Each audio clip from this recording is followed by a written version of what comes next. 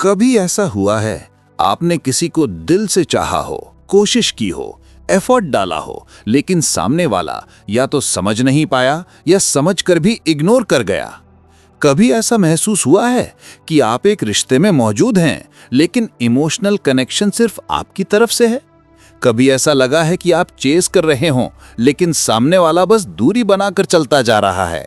अगर हाँ, तो ये वीडियो सिर्फ आपके लिए है, क्योंकि आज हम एक ऐसे सच्चे और कड़वे सच के बारे में बात करने वाले हैं कि आपको ऐसे लोगों के पीछे भागना क्यों बंद कर देना चाहिए जो इमोशनली अनअवेलेबल हैं।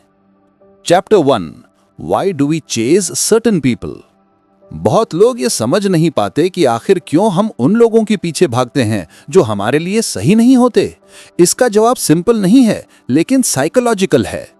कई बार हम उस इंसान के पीछे इसलिए भागते हैं क्योंकि वो हमें पूरा नहीं मिलता। हमारे दिमाग में एक इल्यूजन बन जाता है कि अगर एक दिन ये इंसान मुझे चूज कर ले तो इसका मतलब मैं बहुत खास हूं।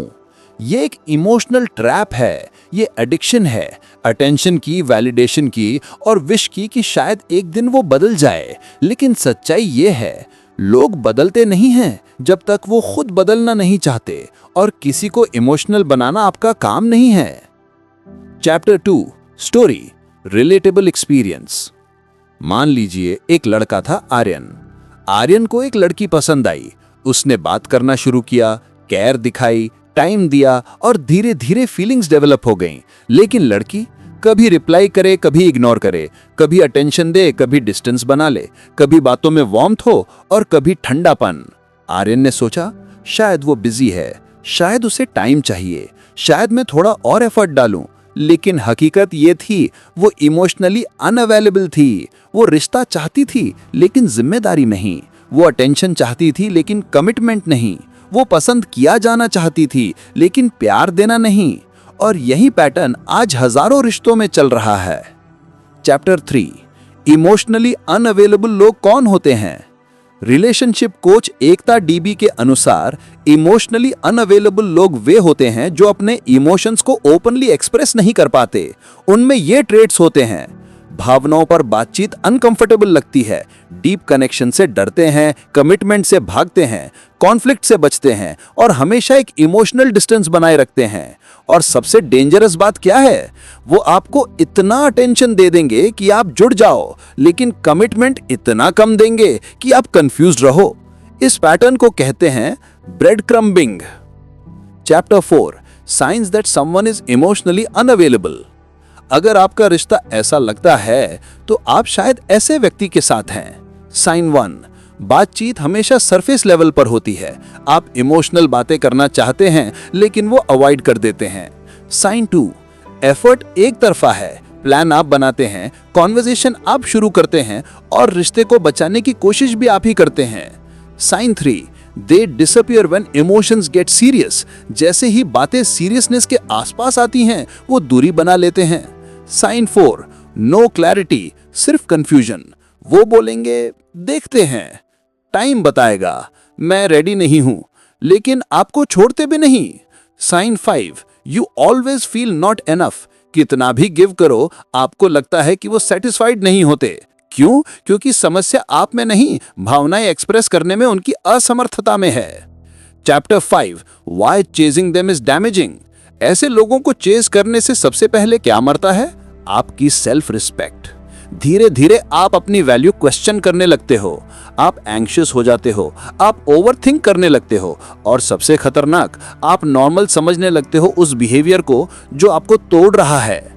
आप सोचते हो मे बी अगर मैं थोड़े और स्वीट बन जाऊं, अगर मैं बदल जाऊं, अगर मैं इंतजार करूं। लेकिन याद रखना, किसी की इमोशनल अवेलेबिलिटी आपके एफर्ट्स की वजह से नहीं बनेगी। Chapter 6, the psychological truth. Human psychology कहती है we chase what rejects us because it triggers our fear of inadequacy. चाहे आप इसे माने या नहीं, कभी कभी हम उन लोगों को चाहते हैं जो अनअवेलेबल होते हैं क्योंकि हम खुद सबकॉन्शियसली बिलीव नहीं करते कि हम लव डिजर्व करते हैं। लेकिन अब वक्त है ये समझने का कि प्यार जितना म्यूचुअल होता है उतना ब्यूटीफुल होता है। Chapter 7, what you actually deserve. आप डिजर्व करते हो clarity, honesty, effort, time, emotional support और ऐसा इंसान जो आपको फील कराए कि आप स्पेशल हो। प्यार कंफ्यूजन नहीं होता, प्यार साइलेंस नहीं होता, प्यार वेटिंग गेम नहीं होता। सच्चा प्यार सिंप्लिसिटी है, सच्चा प्यार एफर्ट है, सच्चा प्यार कंसिस्टेंसी है। Chapter 8 what should you do now? Step 1 accept the reality.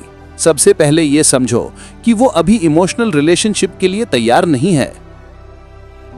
Step 2 stop chasing. Distance कभी कभी साइलेंस से ज्यादा बोलता है। Step 3 set boundaries. अगर आपको रिस्पेक्ट नहीं मिल रहा तो कनेक्शन कम कर दें। Step 4 invest in yourself. नया हॉबी, सेल्फ केयर, ग्रोथ, ये आपको इमोशनली स्ट्रॉन्गर बनाता है। Step 5 choose better next time.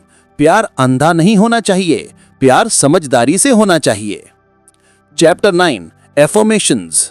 मेरे बाद रिपीट करें, मैं चेज नहीं करूंगा, मैं कंफ्यूज्ड रिलेशनशिप टॉलरेट नहीं करूंगा, मैं अपने इमोशंस की वैल्यू समझता हूं, मैं सिर्फ उसी का इंतजार करूंगा जो मुझे चुनता है, प्राउडली, क्लियरली, फुल्ली। अगर किसी को आपको खोने का डर नहीं तो आपको भी उसे खोने का डर नहीं होना चाहिए, क्योंकि आप कोई ऑप्शन नहीं हो, आप किसी की लाइफ का प्रायोरिटी बनने के लिए पैदा हुए हो। आपकी वैल्यू सिर्फ उन्हें दिखाई नहीं दी, इसका मतलब ये नहीं कि आप वैल्यूएबल नहीं हो। किसी दिन कोई ऐसा आएगा जो आपकी साइलेंस भी समझ लेगा, आपके इमोशंस फील करेगा और कहेगा तुम्हें समझने के लिए किसी एफर्ट की जरूरत नहीं, तुम वैसे ही परफेक्ट हो। उस दिन आप समझोगे प्यार कभी कॉम्प्लिकेटेड नहीं था, गलत इंसान था। अगर इस वीडियो ने आपको महसूस करवाया कि आप अकेले नहीं हो तो इसे लाइक करो, शेयर करो और कमेंट में लिखो आई डिजर्व रियल लव।